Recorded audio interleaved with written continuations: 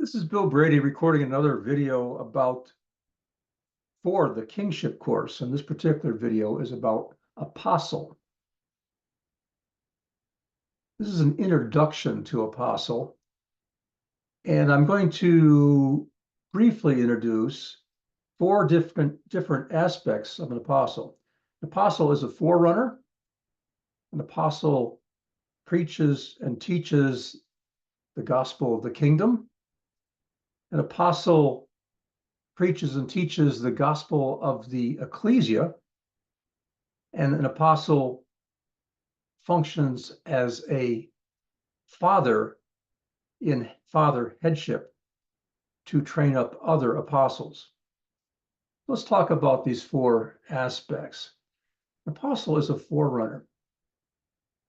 Yeshua, Jesus, made disciples. Make disciples by bringing them to faith in Yeshua. This is how we do it today.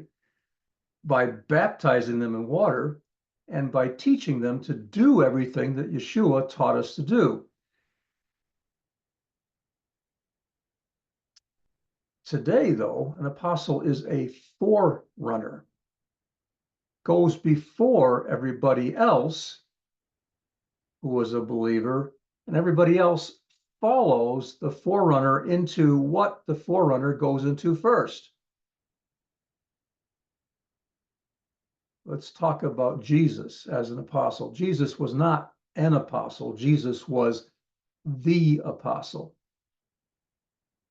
The letter to the Hebrews tells us this. Jesus was the apostle. He was the first apostle. And he was an apostle in headship, the apostle. And he was an apostle at a level that nobody else was at for quite a while. He was a forerunner as an apostle, forerunner for all other apostles. But the point of being a forerunner is that others follow you into what you have as an identity and what you are doing as a function or as functions in that identity. So forerunners go before us into something, into an identity, and functioning an identity that others then follow them into that same identity and then function in that identity. So Yeshua was on the earth the forerunner as the apostle. Then he proclaimed and taught the gospel of the kingdom. So with respect to the kingdom, we have evangelist, shepherd, teacher, prophet, apostle. Those five in that order. The evangelist proclaims the gospel, and those who receive that gospel are then gathered into a group by shepherds, and those shepherds gather them in and retain them there. And if somebody wanders off, that shepherd goes after that sheep and brings them back, gathers them back in again. And then, so evangelist proclaims the gospel, the shepherd gathers those who receive the gospel, and then the teacher waters or explains those who have been gathered. They teach those who have been gathered. Prophets train all of us, excuse me, in how to see and hear and how to speak out in prophecy what we have seen and heard. And apostles function in several of those names. So the apostle Paul was a preacher and a teacher. He was an evangelist and a teacher. My initial calling was as a teacher and a prophet.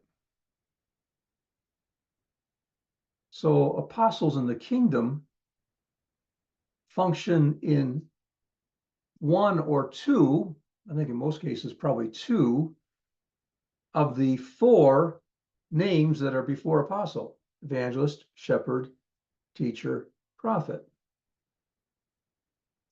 Paul was teamed up with Barnabas Barnabas was a preacher. He preached the gospel of the kingdom with Paul, who preached the gospel of the kingdom. But Paul was a teacher, and Barnabas was a prophet, from my understanding. So they complemented one another.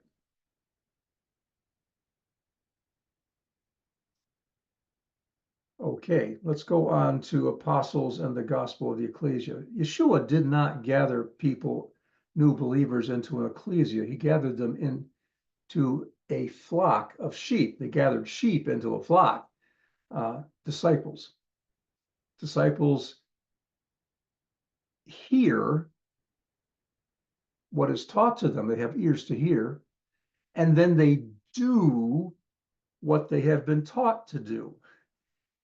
If someone is not doing what Yeshua taught, then they're not fully trained as an apostle. And if they're not doing anything that Yeshua taught, they're not trained as a disciple. If someone is not doing anything that Yeshua taught, then they're not a disciple at all. There are many believers who are incompletely trained as a disciple. They aren't doing all that Yeshua taught to do. They're doing some of what Yeshua taught to do. They haven't ever heard all of what Yeshua taught to do. It's not taught by a whole lot of folks. So Yeshua didn't gather new believers into an ecclesia. He gathered them into a flock.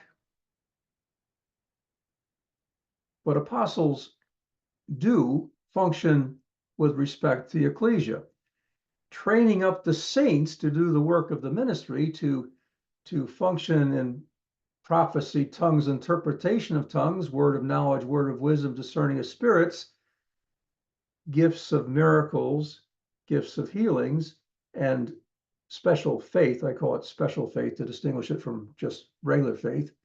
Those 9 manifestations of the Spirit is something that apostles do to train the saints to do the work of the ministry. That's a training function of individuals. But with respect to the ecclesia, apostles found ecclesias. Paul and Barnabas together founded ecclesias, and then Paul later on his own with Silas, I believe was his traveling companion, founded ecclesias. An ecclesia, according to the revelation of Jesus Christ, chapter 2, that reveals to us that an ecclesia has a lampstand given to them by Jesus, and they have an angel given to them by Jesus. Furthermore, an ecclesia has to be free from listening to false apostles. If you listen to false apostles, you are going to eventually lose your lampstand as an ecclesia. And you no longer be an ecclesia, just be a group of people, a social group. There's a difference between an ecclesia and a church. I recognize that the English translation of ecclesia is church in the New Testament. But in our culture, a church is the building on the corner that has the white steeple on it, right? Or sometimes they're a more modern building, but they're a group of people, but they're not an ecclesia. They don't have a lampstand, and they don't have an angel that's given to them. They're functioning as a church, which is a combination of truth and religion. We'll talk more about this when I talk about ecclesias, but an ecclesia is a corporate group of people that have a corporate identity, a oneness as a one identity as an ecclesia, and they function as an ecclesia. They do the corporate function of an identity, a corporate identity. They do the function of an ecclesia. One of the things that ecclesias do is they make known to the principalities and powers the manifold wisdom of God. Ecclesia is a corporate identity that has a corporate function. There is a journey out of being a church, which is a group of people functioning in a combination of religion and truth, fully into functioning as an ecclesia, being an ecclesia and functioning as an ecclesia. The transition from church to ecclesia occurs when that group is given a lampstand and an angel. Jesus gives it to them. Now they're an ecclesia. And now the ecclesia has a journey that it goes on as a corporate identity doing corporate functions. And that whole thing is centered around the work of an apostle. Okay, let's go on to apostles and headship. The apostle Paul trained up Timothy to be an apostle. When Paul was doing that, he was functioning in headship. He was functioning as a father. There's two or more kinds of headship. I'll just mention two kinds of headship here. There's husband headship and father headship. And Paul was functioning as a father, my son Timothy, to Timothy. And he was training Timothy up to be an apostle, just like Paul was. Told him to do the work of the evangelist, which means Timothy was a preacher and a something else probably, but at the very least, he was a preacher, which means he could function as an apostle doing the beginning functions of proclaiming the gospel of the king and kingdom to individuals and a group, and transition that group into being ecclesia. Paul sent Timothy as his son, who had been trained to do the same things that Paul had been doing.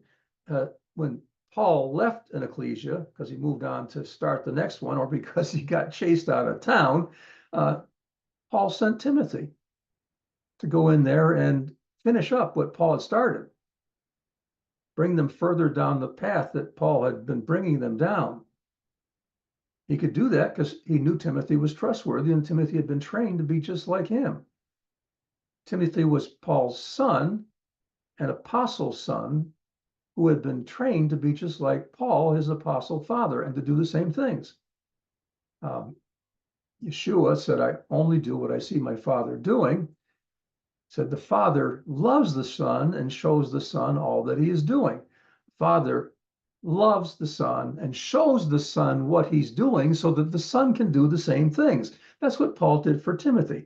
When Paul did that for Timothy, he was functioning as a father in father headship over Timothy as a apostle son being trained by him. Okay, so I've talked about apostles as forerunners who go before us into things that we are all to go into following them, recognizing though, of course, that there only some are called to be apostles.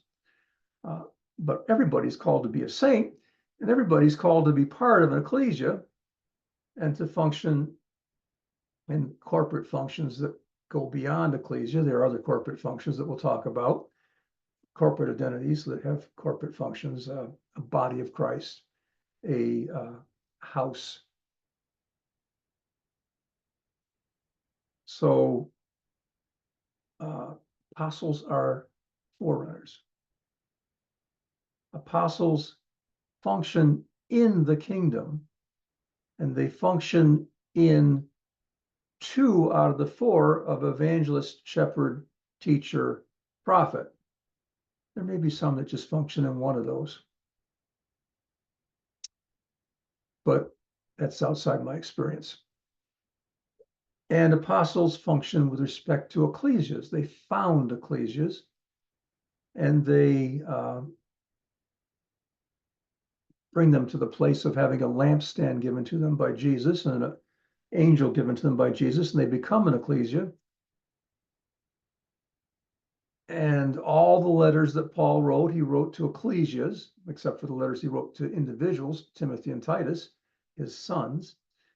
But he wrote all the rest of his letters to ecclesias, the ecclesia in Ephesus, the ecclesia in Colossae, the ecclesia in Galatia, and the ecclesia in Rome, and so on, the ecclesia in Corinth. He wrote all those letters to ecclesias to bring that ecclesia along the journey that ecclesia was going along. And then apostles function in headship, father headship, to train up other apostles. Okay, so I've given you an introduction to 4 functions of the apostle.